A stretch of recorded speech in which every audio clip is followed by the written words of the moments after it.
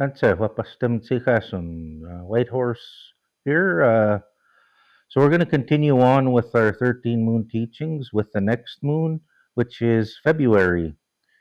So with February, as Nihiawak, as Cree peoples, we call February Miksawi Pisim, or the eagle moon. So our Kihtiyak, our elders, teach us that during Miksawi Pisim, or the eagle moon, this is when Musum Mikso, or Bikasu, grandfather eagle, returns to us from the land of the spirits, where he spends the long winter nights.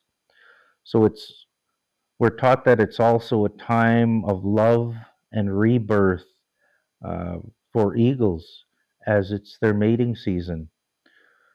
So I remember growing up many years ago, being close to the land and being feeling my spirit uplifted and feeling happy when the uh, eagles would return in February, because it marked in my mind the end of the winter, and spring could be expected soon, knowing and seeing those eagles coming back, coming from their travel in the spirit world.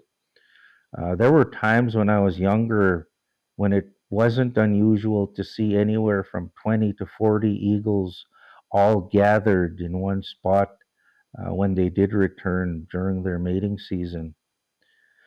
So during this mixopism, uh, we're taught to ask Musum Mixo to carry our words and prayers to Creator, because we're taught as indigenous people that eagle, the spirit of the eagle, flies the highest of all the animals of, or all creatures on this earth. And because of that, uh, Musum Mixu has the ability to get the nearest to Creator and be heard the loudest. So we're told to ask Grandfather Eagle to carry our prayers to Creator when he flies high up, because we're taught that when you're watching an eagle fly and circling, we're taught that it's carrying somebody's prayers to Creator, and no matter how hard you try to keep an eye on it, you'll see that eventually that eagle will just seem to disappear from sight. And we're taught that that's when that grandfather eagle, Musum Mixu, enters the spirit world to deliver those prayers to Creator, because he's so close to Creator.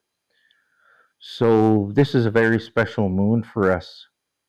Uh, so we're taught that Musum Mixu, grandfather eagle, returns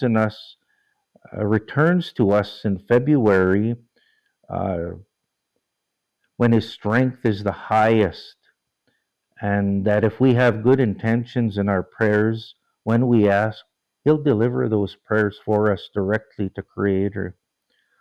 So we're also taught that during this moon, we need to pay attention and look closely at our dreams, as during this time, our spirit tries to speak to us through dreams and offer us guidance and direction.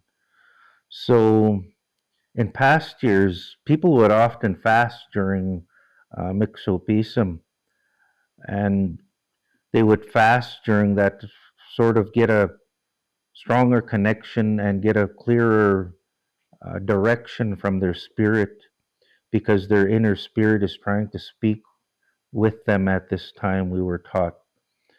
Uh, so they were taught to do a vision quest ceremony during this time, to because our spirit is trying to connect with us during Mixopism, and give us guidance for the months ahead in this lunar yearly cycle. So, as Nihilak, we're not surprised that during this time, or during Mixopism, during that moon, our dreams are particularly vivid, or they're clear, as we've been taught to expect this during Mixopism. With our water teachings for Mixopism, we're taught to put our water in the moonlight to collect the energy of Nukhum Tipskaupism, Grandmother Moon, to make healing water that can be used at any time during the year to help us connect with our inner spirit and to help us understand and interpret our dreams, or to make dreams easier to remember so we can learn the lessons or receive the messages that are being passed through them by our inner spirit. Uh, so we collect that water to use it specifically for connecting with our inner spirit and understanding our dreams. So those are the teachings that I have about Mixopism. Thank you for listening. I hope you learned something. Kinanaskum tinawakakyaw.